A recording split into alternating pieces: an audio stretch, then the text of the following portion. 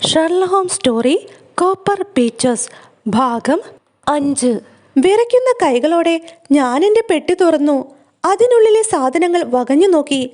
അടിയിൽ നിന്നും എൻ്റെ സ്വന്തം മുടിയെടുത്തു. ഞാൻ ആ 2 മുടിക്കെട്ടുകളും ഒപ്പം വെച്ചു. അവ രണ്ടും ഒരുപോലെ ഇരുന്നു എന്നതെനിക്ക് ഉറപ്പാണ്.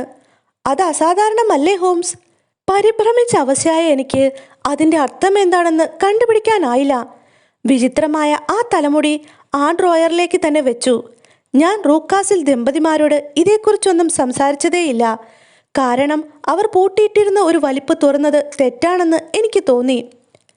മിസ്റ്റർ ഹോംസ്, നിങ്ങൾ പറഞ്ഞതുപോലെ നിരീക്ഷിക്കുന്ന സ്വഭാവം എനിക്കുണ്ട്. ആ വീടിനെക്കുറിച്ച് മൊത്തത്തിൽ ഒരു രൂപം എനിക്കുണ്ടായി. ആരും താമസിക്കാത്ത ഒരു ഭാഗം അവിടെയുണ്ട്. ടോളർ കുടുംബം താമസിക്കുന്ന ഭാഗത്തെ അഭിമുഖീകരിച്ച് ഒരു വാതിലുണ്ട്. പക്ഷേ അതെപ്പോഴും പൂട്ടിയിരിക്കും. ഒരു ദിവസം ഞാൻ ആ കോണി കയറി ചെല്ലുമ്പോൾ മിസ്റ്റർ റൂക്കാസിൽ ഇറങ്ങി വരുന്നത് കണ്ടു. ആ വാതിലിലൂടെ വന്ന അയാളുടെ കയ്യിൽ താക്കോലും ഉണ്ടായിരുന്നു. അപരിചിതമായ മറ്റൊരു മുഖഭാവമായിരുന്നു അയാൾക്കപ്പോൾ. കവിളുകൾ ചുവന്ന് ദേഷ്യം കൊണ്ട് നെറ്റിത്തടമാകി ചുളിഞ്ഞ് ചെന്നിയിൽ ഞരമ്പുകൾ പിടച്ചിരുന്നു. വാതിൽ പൂട്ടി ഒരു വാക്ക് പറയുകയോ ഒന്ന് നോക്കുകയോ ചെയ്യാതെ അയാൾ എന്നെ കടന്നുപോയി. ഇതെന്നിൽ ജിജ്ഞാസയുണർത്തി. അതിനാൽ പിന്നീട് പുറത്തേക്ക് പോയപ്പോൾ വീടിൻ്റെ ആ ഭാഗത്തെ ജനലുകൾ കാണാവുന്നിടത്തേക്ക് ഞാൻ നടന്നു. അവിടെ ഒരു നിരയിൽ 4 ജനലുകൾ ഉണ്ടായിരുന്നു. 3 എണ്ണം വൃത്തികെട്ടതും ഒരെണ്ണം അടച്ചിട്ടതും. അവിടെയെങ്ങും ആരുമില്ലെന്ന് വ്യക്തമായിരുന്നു. ഞാൻ അങ്ങനെ ഇടയ്ക്കിടെ അങ്ങോട്ട് നോക്കി നടക്കുമ്പോൾ സാധാരണ പോലെ പ്രസന്നനായി മിസ്റ്റർ റൂക്കാസിൽ അടുത്തേക്ക് വന്നു. "ആ, എൻ്റെ പ്രിയപ്പെട്ട കുട്ടി, നിന്നോടൊരു വാക്കും പറയാതെ കടന്നു പോയതിൽ എന്നോടൊന്നും തോന്നരുത്. ബിസിനസ് കാര്യങ്ങളോർത്ത് ഞാൻ പോരുകയായിരുന്നു." എനിക്ക് പരിഭവം തോന്നിയില്ലെന്ന് ഞാൻ പറഞ്ഞു. പിന്നെ ഞാൻ കൂട്ടിച്ചേർത്തു, "അവിടെ ധാരാളം മുറികൾ ഒഴിഞ്ഞു കിടപ്പുണ്ടല്ലോ. അതിലൊരെണ്ണം അടച്ചിട്ടിരിക്കുകയുമാണല്ലോ." "ഫോട്ടോഗ്രാഫി എൻ്റെ ഒരു ഹോബിയാണ്," അയാൾ പറഞ്ഞു. "എൻ്റെ ഇരുട്ടുമുറി ഞാൻ മുകളിലാണ് ഉണ്ടാക്കിയിട്ടിരിക്കുന്നത്. ദൈവമേ, എന്തൊരു നിരീക്ഷണ പാഠവുമുള്ള സ്ത്രീയെയാണ് ഞങ്ങൾക്ക് കിട്ടിയിരിക്കുന്നത്. ആരിത് വിശ്വസിക്കും? ആരെങ്കിലും വിശ്വസിക്കുമോ?" തമാശാ സ്വരത്തിലാണ് അയാൾ പറഞ്ഞതെങ്കിലും അയാളുടെ കണ്ണുകളിൽ തമാശയൊന്നുമല്ലായിരുന്നു. ഞാൻ അവിടെ സംശയമാണ് കണ്ടത്. കൂടാതെ അയാൾ അസ്വസ്ഥനുമായിരുന്നു. "മിസ്റ്റർ ഹോംസ്, ഞാൻ അറിയാത്ത എന്തോ രഹസ്യം ആ മുറിക്കുള്ളിലുണ്ടെന്ന് ആ നിമിഷം എനിക്ക് മനസ്സിലായി.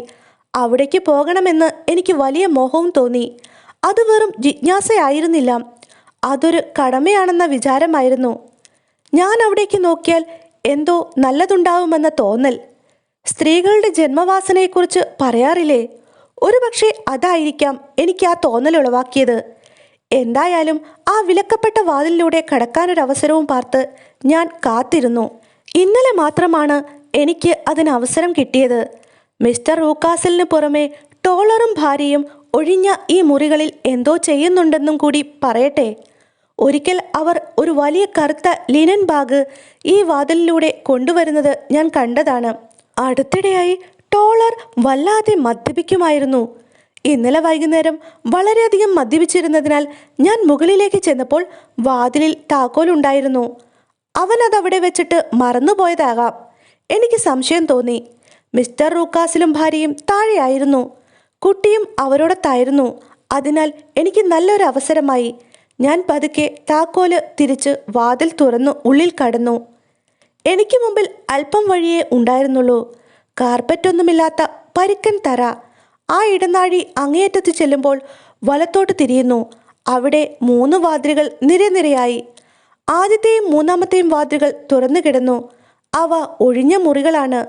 പൊടി പിടിച്ച് നാശമായ അവയിൽ 1-2 ജനലുകളും മറ്റൊന്നിൽ ഒരു ജനലുമാണ് ഉണ്ടായിരുന്നത്.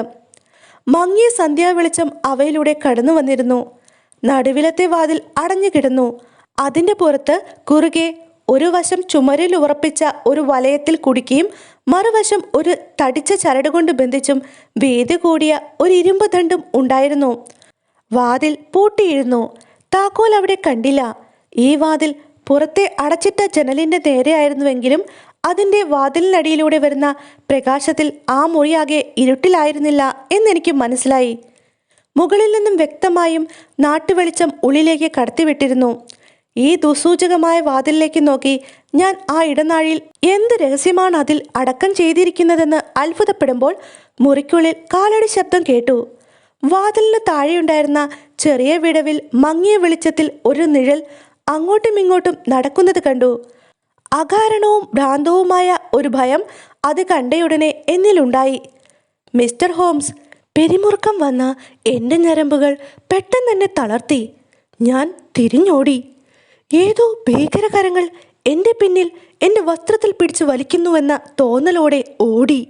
ഞാൻ ആ ഇടനാഴി കടന്നപ്പോൾ പുറത്ത് കാത്തു നിന്നിരുന്ന മിസ്റ്റർ റൂക്കാസിലിൻ്റെ കൈകളിലേക്കാണ് ചെന്ന് വീണത്. അത് ശരി, ചിരിച്ചുകൊണ്ട് അയാൾ പറഞ്ഞു. അപ്പോൾ അത് നീയായിരുന്നോ? വാതിൽ തുറന്നു കിടന്നത് കണ്ടപ്പോൾ ഞാനത് വിചാരിച്ചു. ഓ, ഞാനാകെ ഭയന്നുപോയി. ഞാൻ കിതച്ചു. എൻ്റെ പ്രിയപ്പെട്ട കുട്ടി, എത്ര ഓമനത്വത്തോടും സ്വാന്തനത്തോടും കൂടിയാണ് അയാളത് പറഞ്ഞതെന്ന് എനിക്ക് വിശ്വസിക്കാൻ കഴിഞ്ഞില്ല. എന്താണ് നിന്നെ ഭയപ്പെടുത്തിയത്, എൻ്റെ പ്രിയപ്പെട്ട കൊച്ചു പെണ്ണേ? അയാൾ അനുനയ സ്വരത്തിലാണ് സംസാരിച്ചത്. അത് വെറുതെ കിടന്ന ആ ഭാഗത്തേക്ക് പോയി ഞാൻ വിഡ്ഢിത്തം കാട്ടി. മങ്ങിയ വെളിച്ചത്തിൽ അവിടം ഏകാന്തവും ഭയജനകവുമായതിനാൽ ഞാൻ ഭയന്ന് ഓടിപ്പോന്നു. ഓ, എന്തൊരു ഭയങ്കര നിശബ്ദതയാണ് അവിടെ. അത്രേ ഉള്ളോ? ശ്രദ്ധയോടെ എന്നെ നോക്കിക്കൊണ്ട് അയാൾ ചോദിച്ചു. എന്താ, നിങ്ങളെന്ത് വിചാരിച്ചു? ഞാൻ ചോദിച്ചു. ഞാൻ ഈ മുറി പൂട്ടിയിടുന്നത് എന്തിനാണെന്നാണ് നീ കരുതുന്നത്? എനിക്കറിഞ്ഞുകൂടാ, തീർച്ചയായും എനിക്കറിഞ്ഞുകൂടാ. ആവശ്യമില്ലാത്തവർ അവിടെ കയറാതിരിക്കാൻ വേണ്ടി തന്നെയാണ്, മനസ്സിലായോ? പ്രിയങ്കരമായി അയാൾ അപ്പോഴും ചിരിക്കുന്നുണ്ടായിരുന്നു. തീർച്ചയായും ഞാനത് അറിഞ്ഞിരുന്നെങ്കിൽ ഒരിക്കലും കയറില്ലായിരുന്നു. ഞാൻ താഴ്മയോടെ അയാളോട് പറഞ്ഞു. ശരി, എന്നാൽ ഇപ്പോൾ നീ അറിഞ്ഞല്ലോ. ഇനി മേലിൽ എന്തെങ്കിലും നിന്റെ കാല പഴിയിൽ കുത്തിയാൽ. ഇത്രയും പറഞ്ഞപ്പോഴേക്ക് ഒരു നിമിഷം കൊണ്ട് ആ ചിരി കോപാകുലമായ ഭീകരഭാവമായി മാറി. ഒരു രാക്ഷസന്റെ മുഖഭാവത്തോടെ എന്നെ തുറച്ചു നോക്കി അയാൾ. ഞാൻ നിന്നെ വേട്ടപ്പെട്ടിക്ക് കൊടുക്കും, കേട്ടല്ലോ? ഭയം കൊണ്ട് വിറച്ചതിനാൽ ഞാൻ എന്താണ് ചെയ്തതെന്ന് എനിക്ക് അറിഞ്ഞുകൂടാ. അയാളെ തട്ടിക്കിടന്ന് എൻ്റെ മുറിയിലെത്തി എന്ന് തോന്നുന്നു. ആകെ വിറച്ചുകൊണ്ട് എൻ്റെ കിടക്കയിൽ ചെന്ന് കിടന്നതല്ലാതെ മറ്റൊന്നും എനിക്ക് ഓർമ്മയില്ല മിസ്റ്റർ ഹോംസ്. പിന്നെ ഞാൻ നിങ്ങളെക്കുറിച്ച് ഓർത്തു. എന്തെങ്കിലും ചില ഉപദേശമില്ലാതെ എനിക്കവിടെ അധികം നാൾ കഴിയാൻ വയ്യ. ആ വീടിനെയും ആ മനുഷ്യനെയും ആ സ്ത്രീയെയും വേലക്കാരെയും ആ കുട്ടിയെയും വരെ എനിക്ക് ഭയമാണ്. അവയെല്ലാം എനിക്ക് ഭയജനകമാണ്. നിങ്ങളിവിടെ വന്നാൽ എല്ലാം നേരെയാകും. തീർച്ചയായും എനിക്ക് അവിടം വിട്ട് ഓടിപ്പോകാം. പക്ഷേ എൻ്റെ ജിജ്ഞാസ ഭയം പോലെ തന്നെ ശക്തവുമാണ്. എൻ്റെ മനസ്സുടനെ തീരുമാനിച്ചു, താങ്കൾക്ക് കമ്പിയടിക്കണമെന്ന്. ഞാൻ എൻ്റെ തൊപ്പിയും വസ്ത്രവും ധരിച്ചു ആ വീട്ടിൽ നിന്ന് ഏതാണ്ട് അരമൈൽ അകലെയുള്ള കമ്പി ഓഫീസിലേക്ക് പോയി. നിങ്ങളെ കമ്പി അടിച്ചറിയിച്ചതോടുകൂടി എൻ്റെ ഭയം വളരെ കുറഞ്ഞു. തിരിച്ചു ചെന്നപ്പോൾ വാതിലെടുക്കാറായപ്പോൾ പട്ടിയെ അഴിച്ചു വിട്ടിരിക്കുകയാണോ എന്ന് എനിക്ക് വലിയ ഭയമുണ്ടായിരുന്നു. എന്നാൽ അന്ന് വൈകുന്നേരം ടോളർ കുടിച്ച് ലക്ക് കെട്ട് കിടന്നിരുന്നു എന്ന് ഞാൻ ഓർത്തു. തന്നെയുമല്ല, അവനല്ലാതെ മറ്റാർക്കും ആ ഭീകരജന്തുവിനെ തുറന്നുവിടാൻ തൻ്റെ ഇടമുണ്ടായിരുന്നില്ലെന്നും എനിക്കറിയാമായിരുന്നു. സുരക്ഷിതമായി ഞാൻ അകത്ത് കയറി. താങ്കളെ കാണാനൊക്കുമെന്ന വിചാരം കൊണ്ട് സന്തോഷിച്ച് രാത്രി മുക്കാലും ഉണർന്നു കിടന്നു. വിൻചെസ്റ്ററിലേക്ക് രാവിലെ പോരാൻ അനുവാദം വാങ്ങാൻ ബുദ്ധിമുട്ടുണ്ടായിരുന്നില്ല. പക്ഷേ 3 മണിക്ക് മുൻപ് ഞാൻ അവിടെ മടങ്ങിയെത്തിയിരിക്കണം. കാരണം മിസ്റ്റർ റൂക്കാസിലും ഭാര്യയും ഇന്ന് വൈകിട്ട് എവിടെയോ സന്ദർശനത്തിന് പോകും. അതിനാൽ കുട്ടിയെ ഞാൻ നോക്കണം. മിസ്റ്റർ ഹോംസ്, ഞാൻ എൻ്റെ സാഹസങ്ങളെല്ലാം നിങ്ങളോട് പറഞ്ഞു കഴിഞ്ഞു. ഇതിൻ്റെ എല്ലാം അർത്ഥം എന്താണെന്നാണ് നിങ്ങൾക്ക് തോന്നുന്നത്? അതിലൊക്കെ ഉപരി ഞാൻ ഇനി എന്ത് ചെയ്യണം?